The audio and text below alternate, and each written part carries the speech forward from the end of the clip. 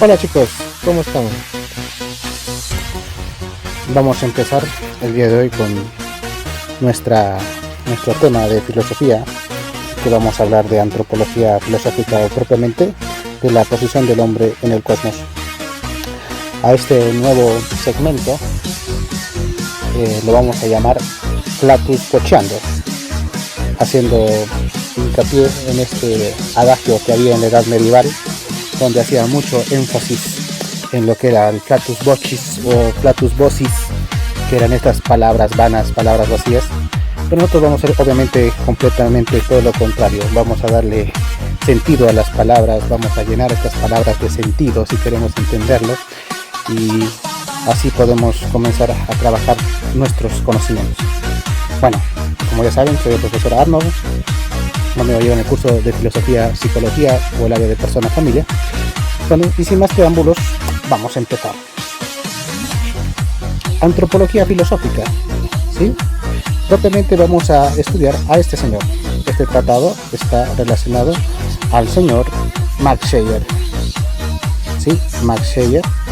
Él aparece en 1925 y nos va a hablar del puesto del hombre en el cosmos, cuál es el sentido del hombre en la naturaleza, ¿no? Entonces, para poder entender este tratado, tenemos que partir, como siempre, de nuestra definición. ¿Y qué vamos a decir? Bueno, pues es la antropología filosófica, como ya sabemos por etimología. Antropología significa estudio del tratado del hombre, pero vamos a hacer un tratado del hombre muy especial, porque va a ser a la luz de la filosofía. ¿Y por qué hacemos este énfasis? Porque existen otros tipos de antropología. Recordemos que hay una antropología cultural que habla de la evolución propiamente del hombre, de los primeros homínidos. Hablamos de una antropología biológica que habla de lo que es, de qué está hecho el hombre biológicamente o de su anatomía. Y nosotros vamos a hablar propiamente de lo que es la antropología filosófica, y vamos a decir que es la disciplina que estudia la esencia y la estructura del hombre, ¿no? La rama de la filosofía que va a estudiar la esencia y la estructura del hombre. Ahora, para darle una definición conceptual, complicadísimo. Se ha tratado de definir al hombre a lo largo de toda la historia, y vamos a tratar acá de ver unas cuantas definiciones que se ha dado al hombre a lo largo del tiempo, ¿no? Tenemos que partir de los presocráticos, bueno, acá me comí la R, eran presocráticos, dice. Bueno, pero dice presocráticos. Recordamos quiénes eran los presocráticos. Estamos hablando de la historia de la filosofía antigua, y los presocráticos eran los que nos decían, llamados también filósofos de la naturaleza o los cosmogónicos, ¿no? Que nos decían que todo se explicaba por medio del cosmos o de la naturaleza. Obviamente ellos nos van a decir, oye, la música está buena, perdón, vamos a bajar un poquito para no emocionarnos tanto. Le vamos a decir que el hombre es parte de la naturaleza, ¿no? Pertenece a esta naturaleza, porque obviamente se dejan guiar por esto. Nos vamos a ir un poquito más adelante, vamos a hablar del filósofo Protágoras. Te acordarás quién es Protágoras, ¿no? Protágoras es uno de los sofistas, el más importante de los sofistas. Él nos va a decir que el hombre es la medida de todas las cosas, y tiene su teoría del famoso homo mensura, ¿no? El hombre es la medida de todas las cosas, de las cosas que son en cuanto son, y de las cosas que no son en cuanto no son. Entonces todas las verdades o toda la realidad depende exclusivamente de mí. No podemos dar otra aproximación si no fuera más cercana que René Descartes. No nos olvidemos que René Descartes, no en vano, es el padre de la filosofía moderna, ¿no? Entonces, él propiamente nos va a decir que el hombre es pensamiento, ¿sí? El hombre es pensamiento, por lo tanto, el hombre va a ser un ser pensante. Todo lo que hace es producto de su pensamiento. Vamos a utilizar también al filósofo Blaise Pascal. Pascal nos va a decir que el hombre es una caña pensante, y tiene una definición muy interesante, porque parece que estuviera fuera de contexto, ¿no? Pero esto responde a un conjunto de elementos. Aristóteles ya decía que el hombre es el único ser que muere de sed viviendo en el mar, ¿no? El único pez que muere de sed viviendo en el mar. ¿Por qué? Porque tenía todo el conocimiento que le rodeaba y él no sabía aprovecharlo. Y justamente Pascal está tratando de utilizar este ejemplo de Aristóteles y quiere decir que el hombre va a ser esta caña que va sacando de este mar la información que es más apropiada para él. Entonces, ¿no? Y esto hace que, producto de su pensamiento, pueda sacar esta información. Y vamos a tener a dos que van a aparecer también en las balotas de política. Tenemos a Rousseau y tenemos a Thomas Hobbes, ¿no? Rousseau nos va a decir que el hombre por naturaleza es bueno, que todo lo que él hace son cosas positivas, pero la sociedad lo corrompe, ¿no? Entonces la sociedad es quien al último lo termina distorsionando. Propiamente, cuando estudiemos más a fondo la palabra de política, nos vamos a dar cuenta que lo que dice que propiamente la propiedad privada es lo que lo vuelve corrupto, ¿no? Porque la adquisición de estos bienes hace que se vea diferente, que unos tengan más, que otros tengan menos, y esto hace que al último el hombre se convierta en algo malo. En el caso de Hobbes, por eso los tomamos juntos, porque uno dice que es bueno, Hobbes va a decir completamente lo contrario, va a decir que el hombre es malo por naturaleza y por eso de él no va a salir nada bueno. Y por eso es el rol muy importante de la sociedad, porque la sociedad tiene que administrar para que él haga cosas buenas. La definición que utiliza Hobbes va a decir que el hombre es el lobo para el otro hombre, ¿no? En este sentido, que el hombre es el que va a exterminar al propio hombre o al que ataca al propio hombre. En el Perú tenemos una analogía más o menos igual, ¿no? Que vamos a decir que el peor enemigo de un peruano es otro peruano, ¿no? Entonces, haciendo énfasis en este aspecto del aspecto negativo o el aspecto que nosotros mismos nos hacemos daño, ¿no? Vamos a hablar de Kant. Sabes que le podemos decir Emmanuel Kant, le podemos decir Immanuel Kant o le podemos decir Manuel Kant, ¿no? Entonces cualquiera de las tres son válidas. Recordemos que Kant, padre de la ética, y obviamente que su definición de hombre está relacionada a este aspecto. Vamos a decir que el hombre es un ser de autodeterminación moral, que todos sus principios o sus elementos están destinados a hacer un buen comportamiento o está dirigido hacia el aspecto ético o moral, al buen comportamiento o al mal comportamiento. Y hemos hablado de Max Scheler, es el padre del espiritualismo, y obviamente que nos va a decir que el hombre es un ser espiritual. Pero por si acaso, ten cuidado, no estamos hablando espiritual en el sentido religioso, ¿no? Estamos hablando en el sentido de trascendencia. Estamos hablando, por ejemplo, de su libertad, de su autonomía, de su conciencia, que no son físicas, sino que son de aspecto espiritual. A otro que vamos a mencionarlo bastante también va a ser a Cassirer, este pensador que nos habla de la evolución cultural. Él nos va a decir que el hombre se lo va a considerar como un animal simbolizante. Los símbolos hacen posibles que el hombre tenga este tipo de elemento que se haya distinguido de los animales. Y por último tenemos al filósofo de Ors. De Ors nos va a decir que el hombre es un animal inteligente, ¿no? En la misma tendencia que tenía Cassirer, inclusive haciendo un poquito de referencia a la definición que también Aristóteles hacía del hombre, que decía que era animal racional, animal lo que pertenece a la naturaleza, lo racional lo que la distingue. Acá no nos habla tanto de lo racional, sino de lo inteligente. La inteligencia es la capacidad de la adaptación, ¿no? Entonces, acá unas cuantas definiciones del hombre para que más o menos podamos empezar bien este tema. De ahí nos vamos a ir a otro puntito que va a ser lo que es la esencia del hombre, ¿no? La esencia del hombre. Y acá tenemos tres posturas. Vamos a decir que el hombre es un ser natural, vamos a decir que el hombre es un ser no natural, y una postura intermedia que la vamos a hablar como materialismo dialéctico. Estudiamos la primera. El hombre como un ser natural. El hombre como ser natural, obviamente vamos a decir que el hombre requiere del mundo para sobrevivir, ¿sí? Entonces por eso es natural. ¿Y en qué sentido se justifica esta tesis? La justifica diciendo de que el hombre va a formar parte de la naturaleza, o sea, pertenece a esta naturaleza. Estamos sujetos a las leyes de la naturaleza como todos, ¿no? No somos mortales como todos, si queremos utilizar el término mortal. Y el hombre utiliza esta misma naturaleza o necesita de esta misma naturaleza porque nosotros nos alimentamos de la naturaleza, ¿sí? Entonces estos tres puntitos nos hacen, según los naturalistas, nos anclan a lo que es el hombre respecto a su naturaleza. Pero como en filosofía tú sabes que nunca estamos contentos con nada, va a haber otra postura que lo va a negar. Y acá encontramos la postura obviamente de Scheler, donde va a decir que el hombre es un ser no natural. Entonces si no es natural, ¿cómo es? Si no es natural, entonces vamos a decir que es un ser espiritual, ¿sí? Entonces, el hombre como un ser espiritual. ¿Y por qué decimos que es espiritual? Acá está. Porque poseemos dos elementos. Poseemos conciencia y tenemos autoconciencia, ¿no? Esta es una de las definiciones del Homo rationalis, ¿no? Que poseemos conciencia de sí y conciencia de nuestro entorno. Sabemos lo que somos y sabemos dónde queremos llegar, ¿no? Entonces son las dos características. Y también el hombre es el que posee libertad. La capacidad que tenemos de elección, que es completamente diferente a todos. Y vamos a hablar de la postura intermedia, y esta postura intermedia es el materialismo dialéctico. Postura intermedia. Cada vez que hablamos de materialismo dialéctico, ¿de quiénes tenemos que acordarnos? Sí, efectivamente, de Carlos Marx, o si no de Hegel, que son los dos que trabajan en esta teoría del materialismo dialéctico. Pero él va a tratar de hacer un tipo de híbrido entre las dos posturas natural y espiritual.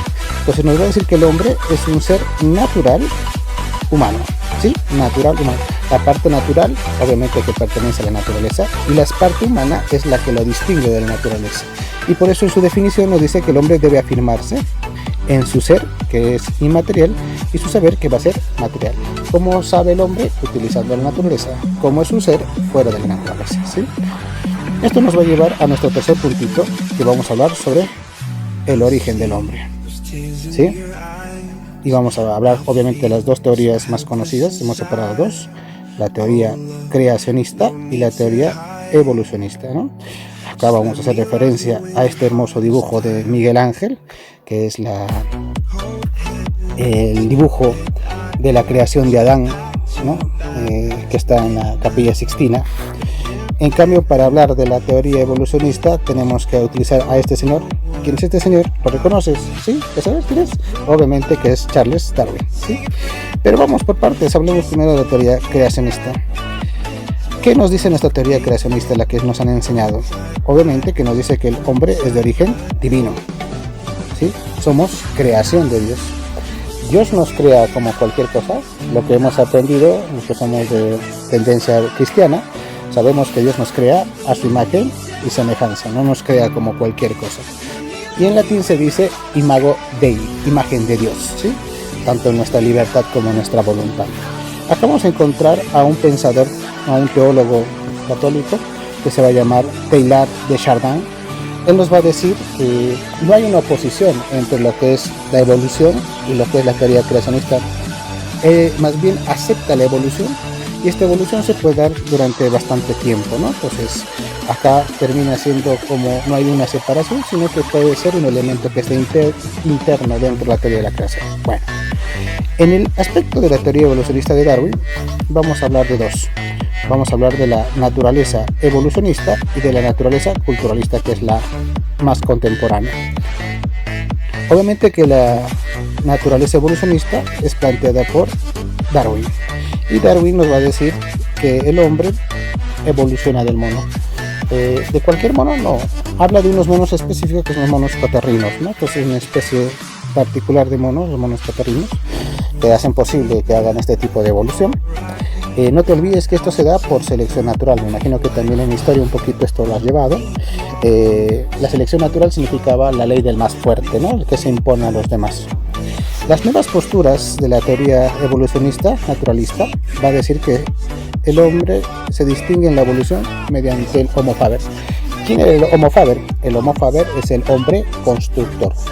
El hombre constructor dice que el hacer estas herramientas hace que el hombre se distinga de los monos y de los animales, y hace que evolucione más rápido, ¿no? Entonces ya sabes que faber significa construir. Entonces, tanto tiempo que hemos aprendido de la palabrita Faber-Castell, que hemos crecido muchos con esto, que significará Faber, constructor, Castell, castillos, construyendo castillos. Wow, pero no podemos hablar de eso porque no están auspiciando nuestro programa. No, mentira. No, todavía no tengo auspiciadores, así que mejor no hagamos propagandas a estas fábricas. Bueno, volvamos a lo que estábamos hablando. Vamos a hablar de la tendencia de naturaleza culturalista. Y acá vamos a tener a los filósofos Hegel y Cassirer. Ellos dicen que la evolución se va a dar por medio del trabajo, muy parecida a del Homo faber, ¿no? Pero sobre todo a la utilización de lo que son los símbolos. El más importante es el lenguaje. Obviamente que el lenguaje hace posible que nosotros podamos transmitir nuestro conocimiento y podamos plasmar nuestra enseñanza, y esto hace que nosotros podamos evolucionar de mejor manera. Y acá vamos a encontrar también como símbolos al arte, a la política, a la filosofía, etcétera, ¿no? Pues a todos estos elementos. Y acá también es muy importante la posición de nuestro dedo pulgar, porque este hace que nosotros podamos tener la mano prensible, que podamos escribir, ¿no? Y agarrar los objetos de una forma muy particular. Bueno, esa es la teoría naturalista culturalista. Iremos a nuestro siguiente puntito, el punto número 4, que vamos a hablar sobre la naturaleza del hombre. Acá vamos a encontrar varias posturas, tenemos 6 posturas: el hombre como un ser espiritual, como un animal simbólico, como un ser dual, como un ser racional, como un animal evolucionado, como un ser social y como un ser libre. Acá vamos a encontrar a muchos de los pensadores que ya los hemos citado, entonces vamos a ir repasando. Ya hemos dicho, ¿no?, que si hablamos de espiritual tenemos que hacer referencia a Max Scheler. Scheler nos va a decir que el espíritu, vamos a agrandarlo para que podamos verlo mejor. Scheler nos va a decir que el espíritu se manifiesta mediante 3 esferas del ser infinito, ¿sí? Cuidado que te confundas, que sea una definición medio Gokuiesca si queremos hablar de Dragon Ball. No estamos hablando de las esferas del infinito o las esferas del dragón, estamos hablando de las esferas del ser infinito. Él nos va a decir que son estas esferas, se encuentran en la independencia, en la libertad y en la autonomía existencial, ¿no? Propiamente cuando vamos adquiriendo estos campos es donde podemos demostrar que nosotros somos seres espirituales. Ya habíamos dicho quién nos habla de los símbolos. Sí, obviamente es Cassirer, que ya lo hemos mencionado hace dos momentos. Sí, él hace énfasis que el hombre es un conjunto de símbolos. El más importante le hemos hecho el lenguaje, ¿no? Está el arte, la política, etcétera. Pero obviamente que el lenguaje es el que marca la diferencia. Si queremos hablar del hombre como un ser dual, dual significa doble principio. Acá encontramos a varios pensadores. Tenemos a Platón, a Descartes, a Pascal, a Kant. Dual, 2 principios. ¿Cuáles son estos principios? Alma y cuerpo. Entonces vamos a decir que el hombre está conformado por 2 elementos, el alma y el cuerpo, ¿no? Entonces forman una unión. Esta unión hace que el hombre sea lo que es, ¿no?, en su parte espiritual y en su parte material. También va a haber, podemos incluir acá a los que son completamente extremos, ¿no?, al que dice que solamente es materia y al que otro que dice que solamente es espíritu. En ese sentido vamos a citar a Spencer, que nos va a decir que el hombre es netamente materia, y Hegel, que nos va a decir que el hombre es netamente espíritu, ¿no? Entonces hacemos énfasis en esos dos. Vamos a volver a citar a René Descartes, porque René Descartes nos va a decir que el hombre es un ser racional. Su manifestación plena se va a dar en la racionalidad, ¿no?, un ser racional por excelencia, ¿no? Su frase célebre, pienso, luego existo, ¿sí?, que significaba cogito ergo sum en latín. El pensamiento me da la existencia. Seguimos y vamos a hablar del animal evolucionado, obviamente que es Charles Darwin, que ya lo he mencionado en el punto anterior, y esto nos va a decir que se da por medio de la evolución de las especies. Esto es un paso de un estado inferior a un estado superior, aumenta. Como ser social vamos a utilizar a Carlos Marx, y obviamente que Marx con su teoría del socialismo nos va a decir pues el hombre no vive solo, vive en un conjunto de grupos, y esto hace que el hombre se pueda hacer historia. El hombre hace historia porque no vive solo. Y tiene determinación. El hombre es el que determina propiamente la sociedad. Es algo recíproco, ¿no? Porque si bien es cierto el hombre determina la sociedad, también la sociedad determina al hombre. Y esta relación se da de forma continua, ¿no? Y vamos a hablar del hombre como ser libre, ¿no? ¿Te acuerdas del ser libre? ¿Quién nos va a hablar esto? El existencialismo, ¿sí? Y por eso tenemos acá un señor, padre del existencialismo, Heidegger. Y el otro señor que hemos puesto acá es Jean-Paul Sartre. También es existencialista, pero él va a estar más relacionado al aspecto del fatalismo, ¿no? ¿Te acuerdas? Factum, que es destino, ¿no? El hombre es un absurdo entre 2 nadas, ¿no? Y esta lucha por la libertad.